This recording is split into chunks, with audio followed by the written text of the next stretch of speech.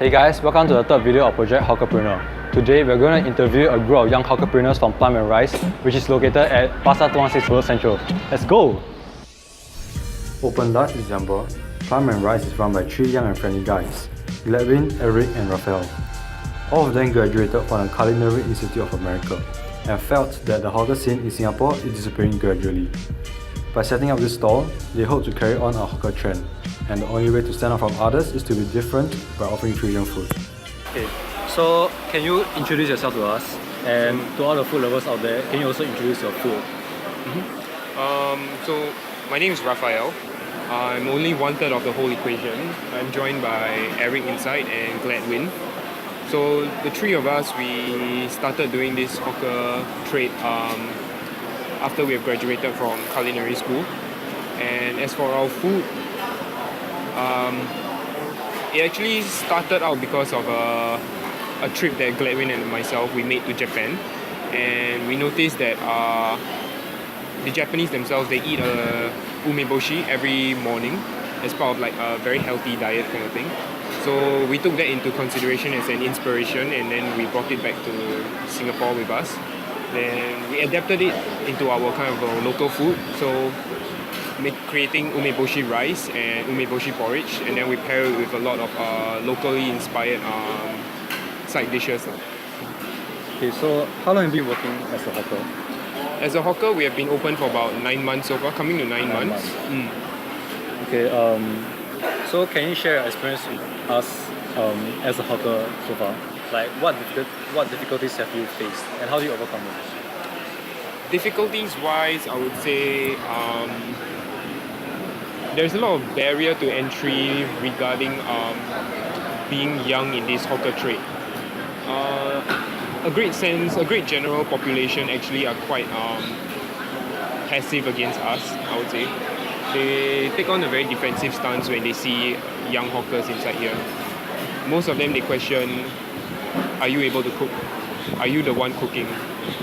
Do you just come here to sell prepared food, that kind of thing? So they don't really trust us in that we are actually capable people, that we are actually trained enough to operate a hawker stall. So one of the greatest challenges is actually trying to convince people that we are legitimately inside this business, and we are trying to do the same as what other hawkers are doing. We are selling food as well. Yeah. Okay, so what do you like about working as a hawker? Because like everyone knows that being a hawker is a difficult job. Yeah, what do you like about it? As a hawker, I feel that we are more connected to the ground level, I would say. We get to really experience and see the people at a very basic level. Like there is no facade over them. What you truly see is what you truly are, that kind of thing. A bit abstract, I guess. But what we really appreciate is that all these people that come, we will see them from all walks of life. You have really foreigners that comes in just to try your food. We have Japanese guests, we have Caucasian guests, and mostly what we serve is that we really enjoy serving a lot of I would say the local and what's the proper term for it? The people around the neighborhood. You build a sense of community spirit as well, and then having all of them develop into your regulars, you feel a general sense of satisfaction that you get to see these people every now and then and making them happy through your food. I guess that's something that sets us apart. Okay, so do you think that there is a shortage of hawkers? Shortage of hawkers in hawker centers in Singapore, and why do you think there's a shortage of hawkers in hawker centers? There is definitely a shortage. Actually, I wouldn't say a real shortage of hawkers.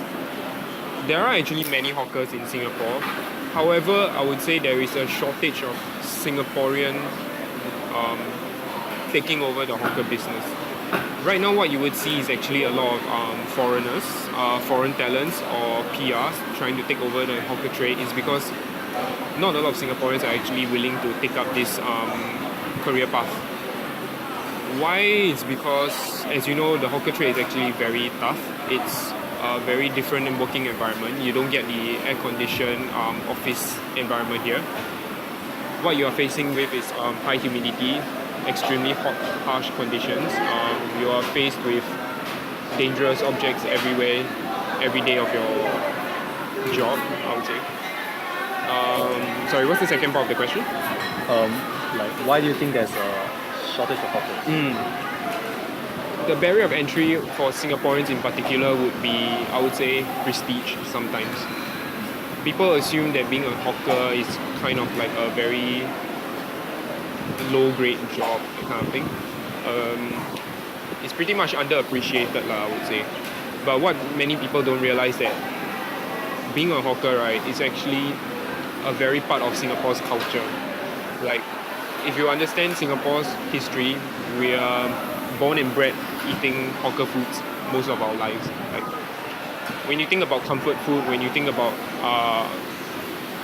having traveled overseas for a period of time and you come back to Singapore, what is the one thing that you really want to eat? You probably want to go back to your favorite hawker center, a hawker stall, just to eat that one particular dish, be it a chicken rice or kway chap or something like that, right?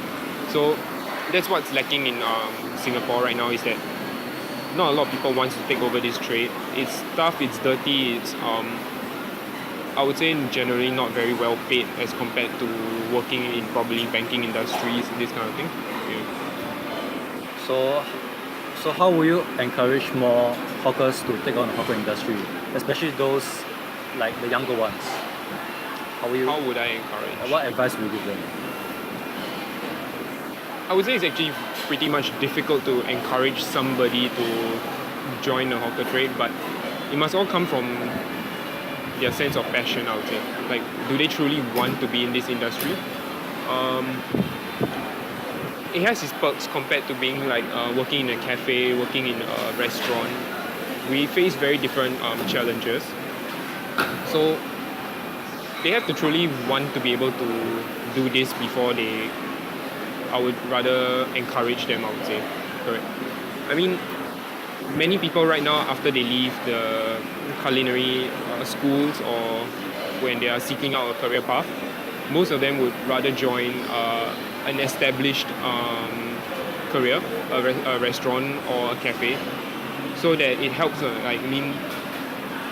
gives you a better standing in terms of your resume. So in future, it would help them when they want to start a new job, or it's like credentials to back them up now. So I would say encouraging people is rather difficult for being a hawker itself. Okay, so thank you. That's the end Sure. of the interview. Okay.